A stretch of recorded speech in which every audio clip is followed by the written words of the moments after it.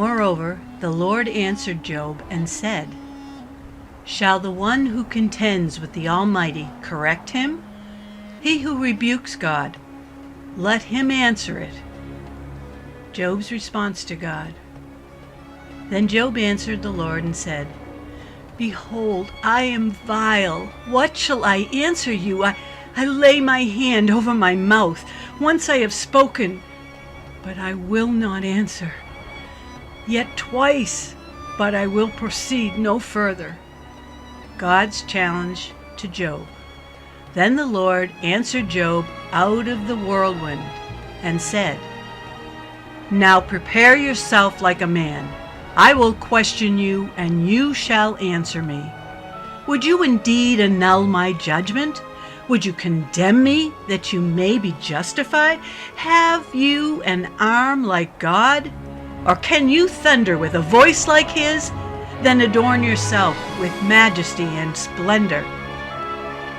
Look now at the behemoth which I made along with you. He eats grass like an ox. See now, his strength is in his hips, and his power is in his stomach muscles. His bones are like beams of bronze, his ribs like bars of iron. He is the first of the ways of God. Only he who made him can bring near his sword. Can you draw out Leviathan with a hook, or snare his tongue with a line which you lower? Will he make many supplications to you? Will he speak softly to you? Will he make a covenant with you? Will you take him as a servant forever? Indeed, any hope of overcoming him is false. Shall one not be overwhelmed at the sight of him? No one is so fierce that he would dare stir him up. Who then is able to stand against me, who has preceded me, that I should pay him? Everything under heaven is mine. Out of his mouth go burning lights, sparks of fire shoot out, smokes go out of his nostrils, as from a boiling pot and burning rushes. His breath kindles coals, and a flame goes out of his mouth. When he raises himself up, the mighty are afraid. Because of his crashings, they are beside themselves.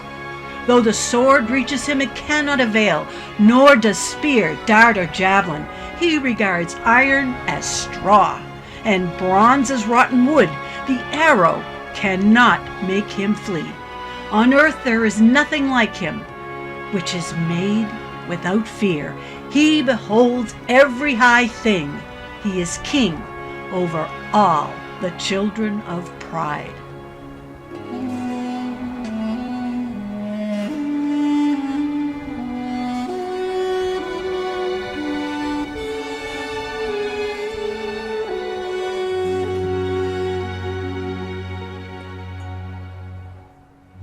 We're getting very, very close to the end of the book of Job. Hard to believe. I mean, you think of this, 42 chapters, and we've gone through it virtually chapter by chapter. And here we are almost done in the journey. The whole first part of the journey was to set you up with the whole idea of reality. Reality's huge, isn't it? Sometimes it kicks you in the butt. Sometimes it hammers you. Sometimes it lifts you up. It's a big thing. And then we moved into the perspective of a believer trying to face reality, and we don't do the greatest job on our own anyway. And finally, by chapter 38, God speaks. Something in that in itself, isn't it, is that we tend to go through a lot before we finally hear from God. And in chapters 38 and 39, God moves us to authenticity. And that became the focal point, was this look at authenticity. Because when you stop and think about it, if you have faith in the genuine God, the real thing, but your faith is less than real, is it any use to you? God doesn't seem to think so, and we saw that last week as he approached Job for the first time in that direct way. And this morning we're going to approach God continues to speak, and we're going to approach it in three pairs of pictures, if you will. And the pictures may not seem like they really relate until we get talking about them. You see, we are talking the very dynamic of the truths that are being put out there. And we'll start with the first picture here. And let's bring that up, if you will. Pretty interesting, isn't it? There's this is the Olympic in Beijing going on. 3 photographers over what's going on in that picture. Well, that's a young lady by the name of Jamaica's Shelly Anna Fraser, and she just won the women's 100 meter in Beijing Olympics. And these photographers, take note, I mean, here they are, they're standing right over her. They're virtually standing on the ground this victory took place. They're breathing the same air, hearing the roar of the same crowd. They're as close to the experience as you could possibly be. And these professional photographers, they all kind of like Clint with his cameras, don't they? But anyway, they will soon be there when she's on the podium, and they could be so close they could reach out and touch the gold medal that she has just won. But there's a major difference, isn't there? Even though they're all the same people in the same place there, and it all comes down to experience, first-hand experience. You see, this young lady went through the experience of the race. She won the goal. It was given to her. The photographers, even though they were there, they simply witnessed what happened firsthand in a professional way, but they simply witnessed it. The difference was in the first-hand experience. In our current chapters, God is answering Job. Now, you may have looked in and thought, man, God just sounds like he's saying what Job's friends have been really saying all along. You don't see a lot of difference. And yet there's this amazing difference in the impact on Job by what is being said. What's the difference? I say it's this. It comes down to first-hand experience. You see, Job's friends had good doctrine. And you need good doctrine. That's why you come and sit here and listen to folks like me if I'm paying attention to my job. Or with Chris, and when Pastor Chris is teaching in the other class, because good doctrine will teach you the knowledge of a genuine faith. It'll let you know the truths of it. However, it doesn't bring you to spiritual life directly. It only helps in that you know which way you're supposed to go. It's one thing to know the truths, but you come to life when you embrace and experience those truths. It's the difference of being the photographer or being the gold medal winner. First-hand experience. And that's what, and starting in chapter 38, and now where we're going, it's all about this first-hand encounter. That's what changes everything. So here is God. He's speaking directly to Job. And what's Job's reaction to the experience? Well, we've heard it read already, but let's go back and revisit. Then Job answered the Lord and said, "Behold, I am vile." Wow. Did you come to church to find out you were vile? Yeah, that's not very inspiring, is it? What shall I answer you? I lay my hand over my mouth. Once I have spoken, but I will not answer. Yes, twice, but I will proceed no further. Let me ask you a question, and you'll either say yes or be lying. Question is this: have you ever said anything so stupid that you went, oh? Or you were talking to someone and you didn't realize who they were, like you were going on like you knew this about some subject and find out you're talking to the person who invented it or something. You know, that type of thing. So there's Job. That's exactly what he's doing. Now, this may sound a little harsh, but if you are yet to experience it, this is when you are actually on your way of growth. Have you ever come to a realization when you were talking with God? You went, for the simple reason that you finally realize who you're talking to, who you're really talking to. Not some wimpy abstract thing, not some God who is there when you believe in him, but the God of creation and all the universe. And you finally realize it and you go, I was trying to tell you how to do your job, God. I was giving you suggestions that would be the best in my life. I was doubting what you were doing in my life. My hand is over my mouth. Now, a lot of what's going on in this is hard in English a little bit because there's nuances in the Hebrew. And I know you say, where have I heard that before? But it's true. For instance, the word vile, what comes to mind? You think of yourself as dirty, as repulsive, as these type of things.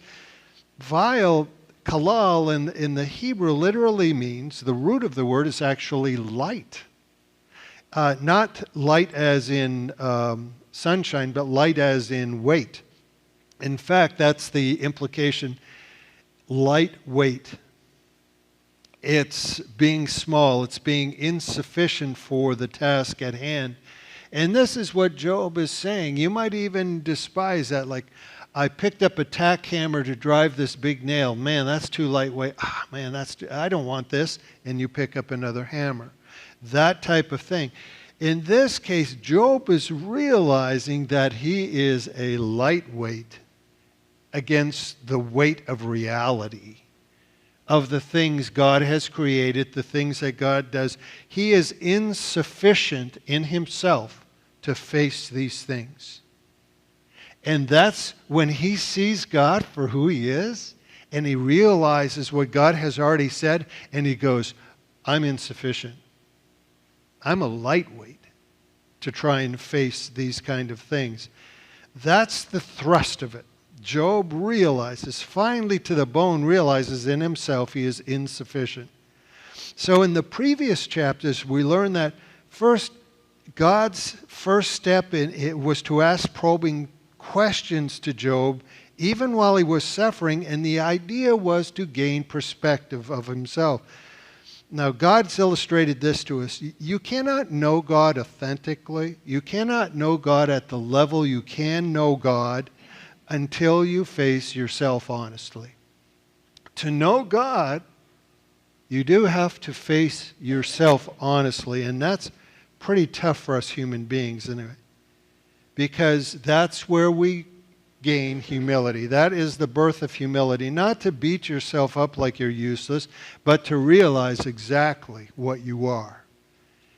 And one thing you know you are, you don't mean it to sound falsely humble, but is that when you look at what can happen in reality, in yourself, you are insufficient. And you realize it. You need something far huger to face reality. Now, the hook is, we all will. I mentioned it last week, with our granddaughters dealing with the loss of two grandparents in the space of a month. Is like, that's a big deal when you're 9 or 10 years old. That's a big deal when you're 17. But at some point you face it, right? People die. That's a big reality. There's other things, sicknesses and all kinds of things that go on, but it's a big reality, and we have to face them. As Job gains perspective on himself, he is being prepared now to hear what God has to say about himself. Now God is going to change perspective from having Job understand himself to now understand me. So God takes a very logical course. In the same way, he highlighted what humanity cannot do, know, or control. He now illustrates what God can do, know, and control. He is going to move on to his side of the picture. And he does it in an interesting way that for us it maybe doesn't, we have to kind of stop and think a little bit, but for the Hebrew mind, this made perfect sense. He looks at all of creation and he explains it through two creatures, Behemoth and Leviathan. Behemoth and Leviathan. Now these creatures, in the cultural mind of the time, they could be seen as literal creatures spoken of in a mythical way, or they are mythical creatures spoken of in a literal way, and ancient Hebrew poetry tend to blur the line on that. For instance, the behemoth, the thing it was, for sure, was the most powerful creature on land. And one of the creatures that they saw as a literal creature that represented the behemoth was the hippopotamus. Ever run into one of those when they're angry? Steve and I almost did. Yeah, you can go online, you can see there's a number of things in there that say how to survive an attack of a hippopotamus. That's kind of like how do you survive getting hit by a Mack truck. So the hippopotamus was seen as this way, but the idea was something that was on land, king of land, that was legendary in its size and its power. Sometimes it could refer to an army or some mythical creature. The thing to catch was that it was beyond human control. You don't mess with an angry hippo. You just don't do that, not if you want to survive.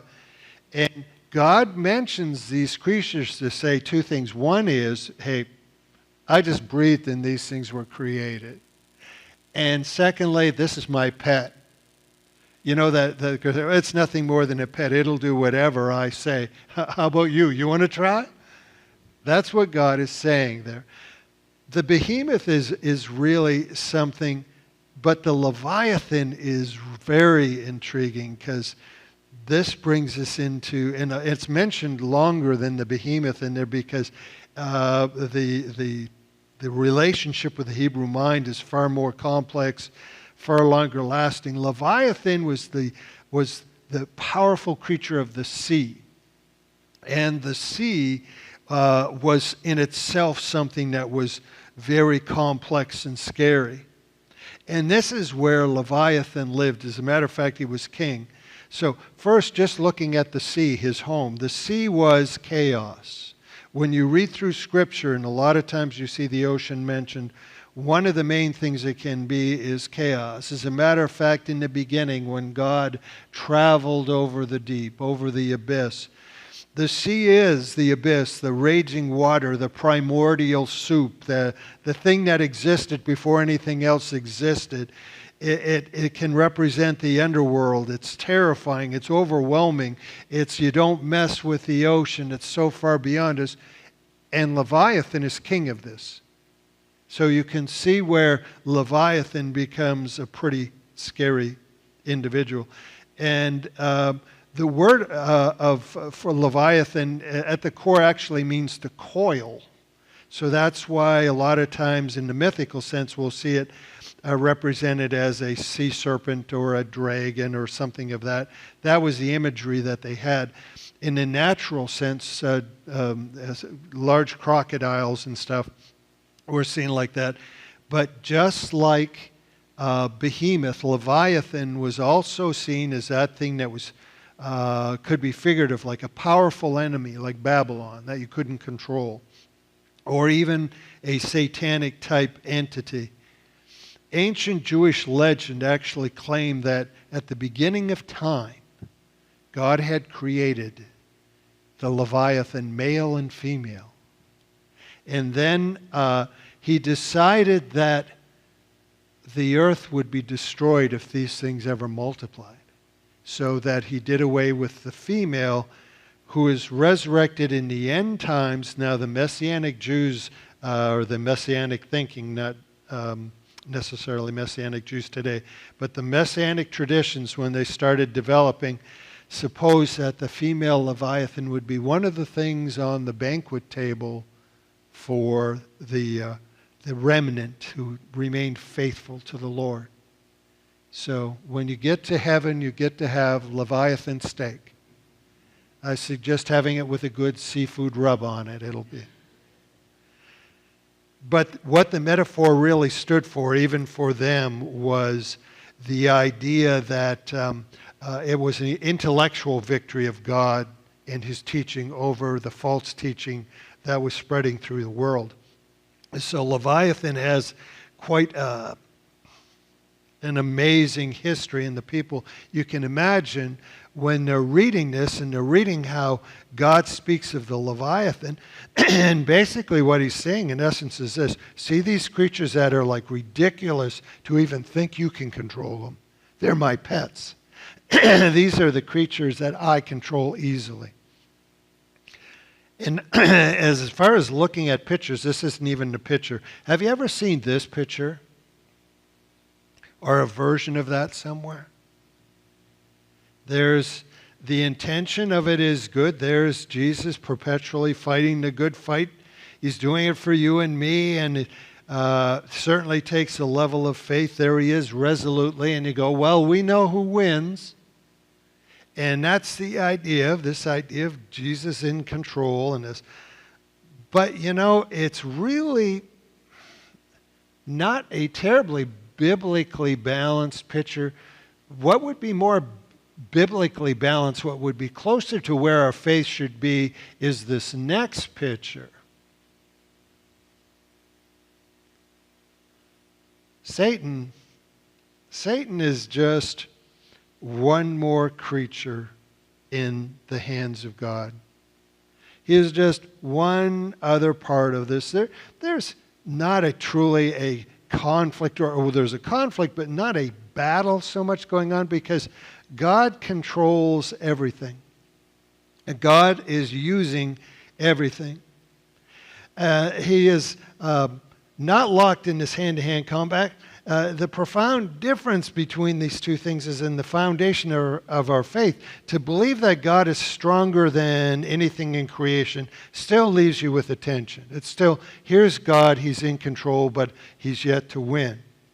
When in fact, if God has everything under his control, which you would expect if he's an all-powerful God, and that nothing is unforeseen, because he's an all-seeing God, is that everything is being used by God in his perfect eternal plan.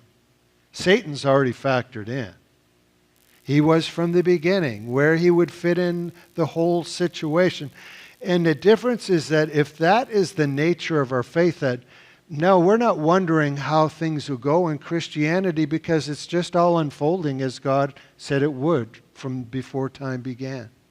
It's unfolding. He's in control of the whole thing. He's using everything. It's not just a case of God winning. God does everything. We're not waiting for God to win the victory. God himself is victory.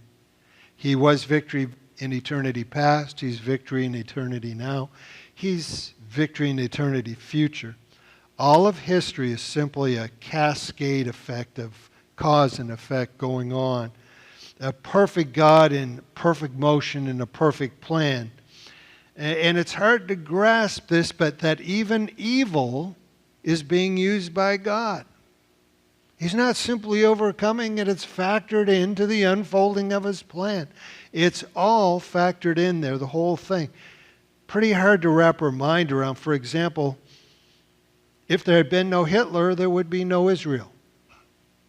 If there had been no brutality of Rome, there would have been no crucifixion. If there was no persecution of the first Christians in Jerusalem, the rest of the world would never know. If God hadn't allowed Adam and Eve to fall, there would be no remnant who actually chose him out of their own free will. God foresees everything. He controls everything. He even uses everything perfectly, even evil. That's what God is. That's what God does. And these are the first pictures of what we're getting from. Isn't it interesting in these chapters? God doesn't so much go on about himself. He goes on about the creation in which we live. And it fits because the whole thing started with how we're getting punched in the gut by reality. And he says, guess what? I control reality. And that's what he's saying in here. And if we get all of this down, it takes us to a final picture, a final concept God's getting across in this dialogue, and it deals with the futility of judging God. And don't kid yourself, we do it in the most subtle ways. Hey, God, how about you do this instead of what I'm going through now? How about, God, I tell you what's up? You know, we're putting ourselves in a position where we are kind of judging God. And it's okay because we're not alone in this. This is something that is human. It comes from us. But God reminds us of things. The futility of judging God. Why and how is it so futile? Let me see in picture form if I can bring that out a little bit. Perhaps you know the story and history of this. Anybody know this story? The great emperor Xerxes, who was in clinical terms a little off his rocker, was invading Greece at the time, but he had some very genius people, including his son and some of his in-laws and generals, and they needed to get across this body of water, and they came up with a fantastic idea, the world's first pontoon bridge. They took their ships, they made this kind of walkway across, and man, Greece was in for a beating. And then a storm arose, and an angry sea destroyed the ships and the plankways, and of course Xerxes was enraged. How dare the ocean do that to him, the great Xerxes? So he sentenced the ocean to 30 lashes with a chain.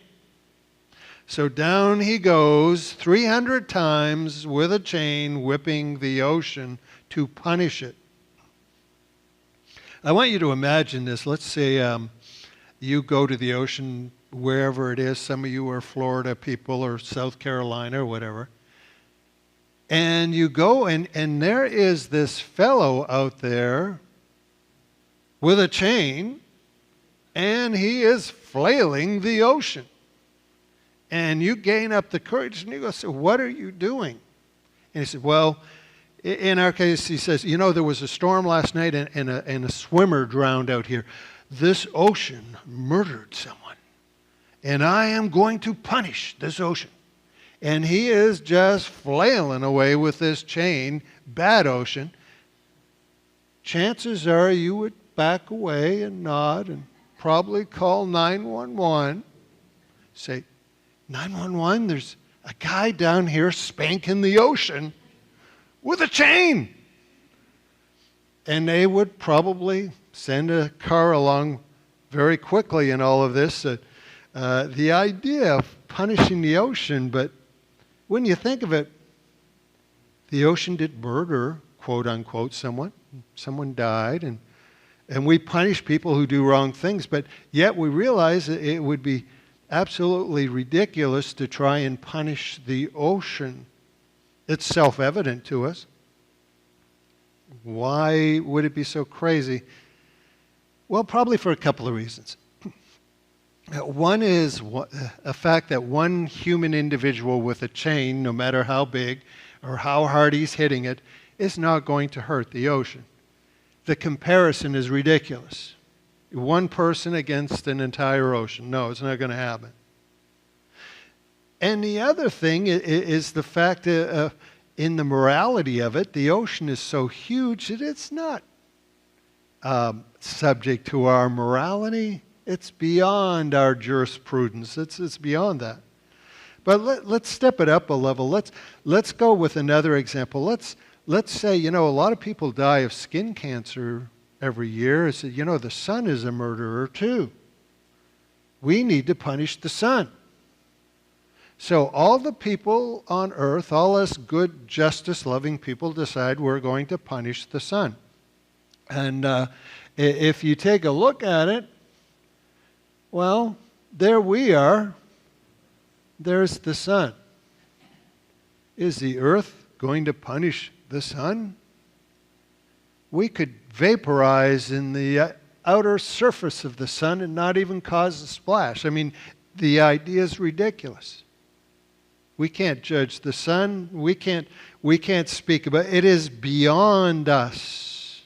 If you watched Chris and Kelly last week, they had a clip on there. We end up finally with Beetlejuice and the idea. I actually almost tried to steal that idea, Chris, but what would I do? Put our whole solar system would be nothing but a little dot there on the sun of Beetlejuice. There's some big, big stuff, and we can't judge it because it's beyond us. And yet, God just breathed that into existence. It was nothing. Who are we in comparison with a God like that? Now, this brings us into a certain Hebrew line of thinking. That's why if you look in chapter 40, you find it opens like this, God speaking. Here's some highlights, starting verse 1, 2, and 8. Moreover, the Lord answered Job and said, shall the one who contends with the Almighty correct him? Shall you correct God? He who rebukes God, let him answer it. Would you indeed annul my judgment? Would you condemn me that you may be justified? To challenge a superior's judgment is to place one above that person or that thing. In the Hebrew way of thinking, that if you were a judge and I challenged your decision, I was placing myself above you as the judge. Now, we know Job was an upright man, but do you remember the one thing in the whole contention here, it was more than just asking why were these bad things happening to him. More and more he was saying, I want to go to God and argue my case. Well, if he was going to argue his case right there, the implication is that God was wrong and that he could change his mind. And God says, would you, in the Hebrew, yisor God? Would you instruct? Would you rebuke? Would you correct God? Would you parar God? That is, would you annul, break off, cast off, make void, or defeat God's mishpat? That is, God's verdict, formal decree, order, or ordinance. The thing is, the very essence of humanistic religion does that. We might say, well, that sounds crazy, but we do it all the time. We've got all kinds of philosophies. We could be talking atheism, occultism, deconstructionism that we've been talking about lately, humanism. It all places God under our thumb. And here's another one that's going to really step on some toes. Patriotic Christianity. Patriotic Christianity, just a subtle form of, we've got a great way of doing government and a great way of running a culture, and God's with us because we figured this out. It's his duty to just watch over what we're doing because we're doing it so well. No. God's bigger than our politics. God's bigger than our countries. God's bigger than anything to do with humanity. We are the little planet, the little dot in front of the giant sun. Even the best of us can be like Job, though. We can fall into that line of thinking. we can fall into some type of thing that we're not seeing God in proportion to what He really is. And you say, well, so what? I'm not even saying that from a moral standpoint. I'm saying this from a practical standpoint. Because as long as we don't see God for who He is, you'll never have the authenticity of the Christian experience. You will never get the real deal happening to you. The best you'll do is catch a glint off of that gold medal. You'll not be winning it yourself. First-hand experience comes with this idea of having both your perspective of yourself and your perspective of God in place. And when we do, and we see the comparison, it's not that we beat ourselves down for no reason. It's just we realize in the comparison, it's really true. Your righteousness is rags in front of God. That when you realize this, you realize maybe the best way is just to shut up and see what God has to say. And I don't mean just with your mouth.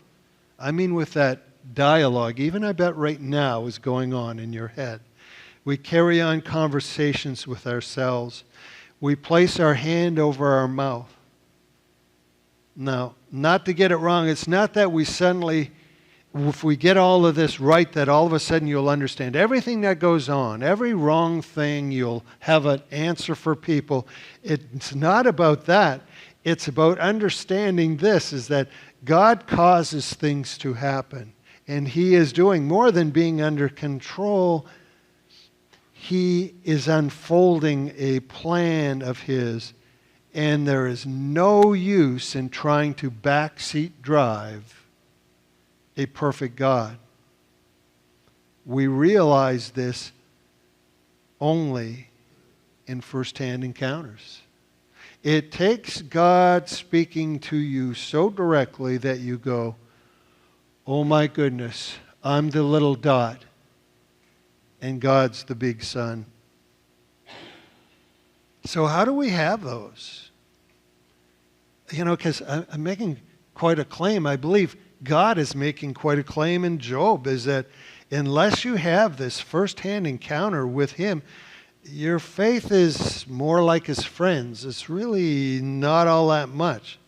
How do you do it? How do you have the first-hand encounters?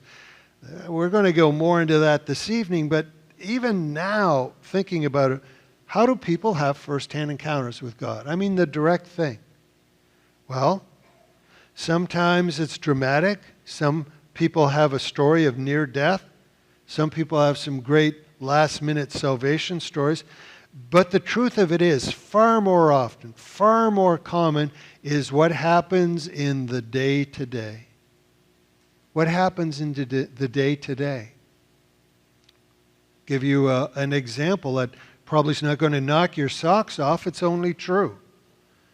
Is that you take any average Sunday and we have chapel prayer. Now let's just say you're doing the whole enchilada and you show up and you're in chapel prayer and the praying, and there's a certain theme that seems to be coming through in that chapel prayer, and maybe not even the one that the whoever's moderating intended, but there it is. There's this theme coming through. And then you come from chapel prayer, somebody else totally different is teaching the Sunday school, and they're doing a whole other topic, and yet somehow the same theme is coming through in that lesson. Wow, that's weird. And then after that, you have a cup of raised coffee and whatever donut, and then you come in here, and the entire service seems to be falling around some general theme, and you go, wow, that's weird. That started in the first thing I came in, and it's proceeding all the way now right through the service. And you're a generous and nice person, but you realize that we are not all that sharp here at Canaan, and we don't coordinate things that well. So you realize something else must be the power behind that. Because it didn't just happen this week, is that it happened last week and the week before. There must be something, some power, something leading and directing that is beyond people's efforts. And you can come to only one conclusion. It's bringing you to an idea, to a face of God, and you're like, only God brings you to God, and you say it must have been God. That's a first-hand encounter. The prayer was nice, and the class was good, and the sermon and the stuff in here was okay too. But that wasn't the encounter. The encounter was really when you realized God was in control of it all. And you were there. And you walked through it. Maybe you were even part of it as it happened. And you realized God was there because nobody else could have directly did that. It's a simple thing. But God works like that. He works in the day-to-day. Maybe it's something else in your home or something that happens through your week. But we have to ask ourselves, is it something we're open to let happen to us? God speaks from the whirlwind, to be sure, but most often he starts with what? A still small voice. Why? Well, most likely just to see if you're really trying to hear him. We really need to ask ourselves, how precious would a direct encounter with God be? How precious if it were to happen on a routine basis? Is it worth, say, something like coming to other things in the church? Or is it worth a consistent, say, 15 minutes of just staying quiet before the Lord every morning? Is it worth doing those type of things? Is it worth it? Because that's what it comes down to. Is it worth it to be doing what you feel is obedient even when it's not convenient? If it is, if we're really looking for a direct encounter with the one true God, it gets real simple. To encounter God, you must be where he is, in what he's doing, and listening. You must be there wherever that is, figuratively and literally, and you must be listening. Even at this moment, are you listening? Are you listening?